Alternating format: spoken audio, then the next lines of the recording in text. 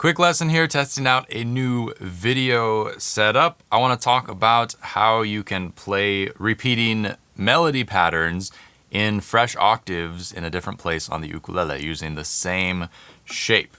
If I was going to play some sort of a melody on the E and the A strings, maybe something like that, I could play that same thing on the G and the C strings using the same exact shape starting from a different fret location. And that fret location is going to revolve around the octave shape. And the octave shape is where you're playing on the G string in this case and the E string with two blank frets between your fingers. So your pinky goes high and your index finger stays low.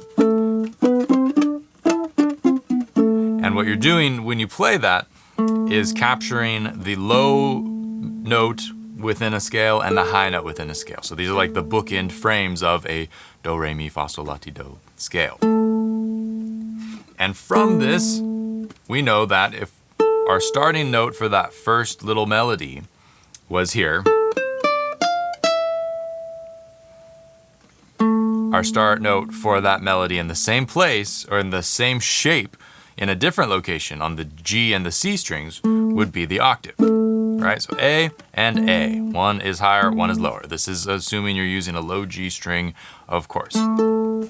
So from the A here, what I want to know is the relative movements that I'm making, right? Because the frets aren't going to matter because we've already seen the fret for that first note is going to be different as we move.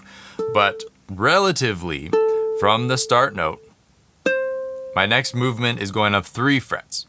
And then I go straight down towards the floor, and I go up another 3 frets, and then come back 1 fret. So up 3, switch strings towards the floor, up 3, down 1. All right? So from our start note, octave, we can play that same exact thing and it'll look like the same shape. Instead of playing on the E and the A strings, we'll be playing on the G and the C strings. So start note, up 3, shift down 1 string towards the floor, up 3, and then down 1.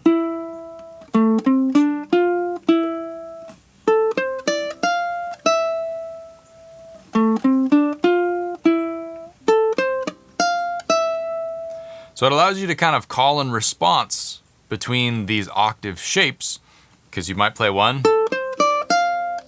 and that's the call, the question, and then here's the answer. It's a really super easy way to get a lot more mileage out of something that you have created. Maybe you're playing a solo and you come up with something cool and it happens to be on the E and the A strings. You can repeat it down the octave on the G and the C strings, change the sound of it. You're not kind of redoing it again because you could always play something again. But that's a very specific thing. Whereas if you were to play the octave, it really kind of changes the presentation of what you're doing there. All right, let's look at a different one.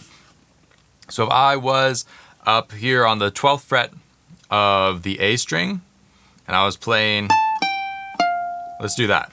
So we're gonna play 12th fret, 10th fret, and then switch up to the 13th fret on the E string. What we need to know first in order to find this shape on the G and the C strings, we need to find our octave. So once again, we're gonna be playing index and pinky finger.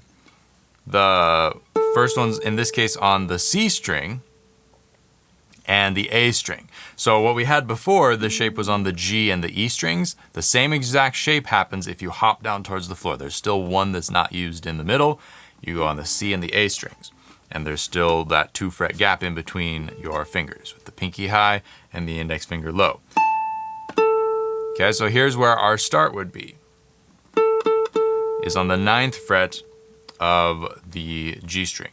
So now we would have, we're going down 2 and then 1 fret higher than we started on the next string towards the ceiling. Here's our start, down 2. And then 1 fret higher than we started, 1 string towards the ceiling.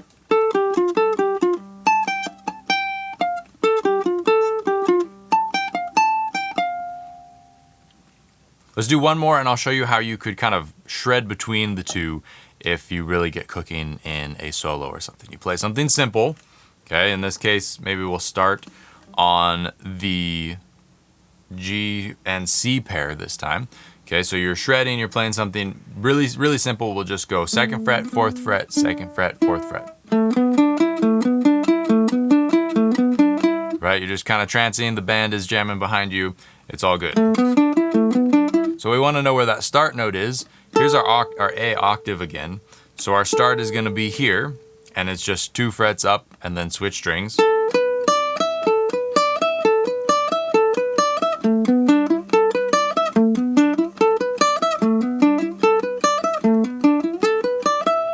And it sounds really hip without you needing to do much. Like, all you need to be able to play is that, and then you just shift it up the fretboard, adapt your finger spacing just slightly for the smaller frets, and you're good to go. You can reuse that idea someplace else on the fretboard and get a little bit more out of it without needing to recreate something.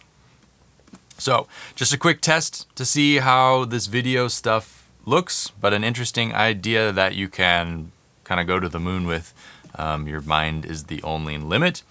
Check out liveukulele.com and find some resources over there that float your boat.